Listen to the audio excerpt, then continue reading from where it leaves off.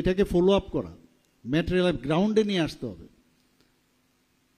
আমাদের সত্যি আমি খুশি যে আজকের সিজা হসপিটাল এখানে ওনারা কাজ শুরু করছেন। আমি আশা করি যে ওনারা যা যা এখানে বলেছেন, যদি আগামী দিন এই কাজটা ওনারা সম্পন্ন করেন, তাহলে ত্রিপুরা রাজ্যের মধ্যে যে হেলথ কেয়ার সিস্টেমের মধ্যে যে একটা গ্যাপ নর্থ ইস্টার্ন জোনের মধ্যে আছে, সেই গ্যাপটা কিন্তু অনেকটা ফুলফিল হবে। আমরা প্রতিদিনই হেলথ নিয়ে কথা বলছি, এডুকেশন নিয়ে কথা বলছি। আমাদের যে ত্রিপুরার এতগুলো যে ট্যুরিস্ট স্পট আছে, আপনারা জানেন এর মধ্যে 6টা জায়গার মধ্যে আমাদের কিছুদিনের মধ্যেই ট্যুরিস্টকে নিয়ে তার ডেভেলপমেন্টের জন্য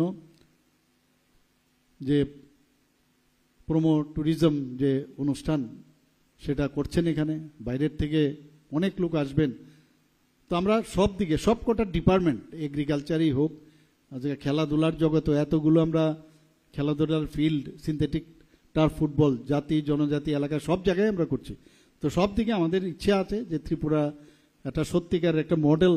যদিও ছোট রাজ্য, আমাদের আর্থিক যে ক্ষমতা অত্যন্ত কনস্ট্রেইন, তার মধ্যেও কিন্তু ট্রান্সপারেন্সির মাধ্যমে আমরা চেষ্টা করছি।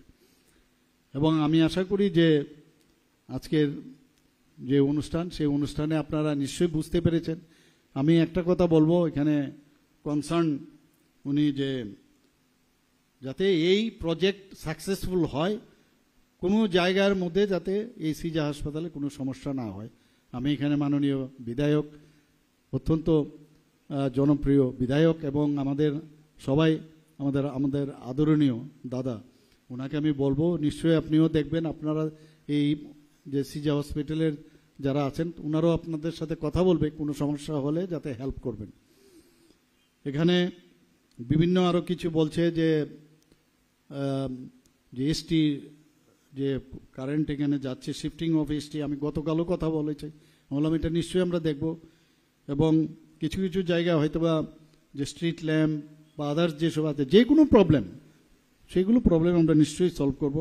এবং ল্যান্ডের যে কিছু এদিক সেদিক করার যদি এগুলো আসে, আমরা কথা বলে সেগুলো আমরা ঠিকঠাক করব। সবাইকে অসংখ্য ধন্যবাদ জানিয়ে আমার কথা বলা শেষ করছি। নমস্কার, জয় হিন্দ।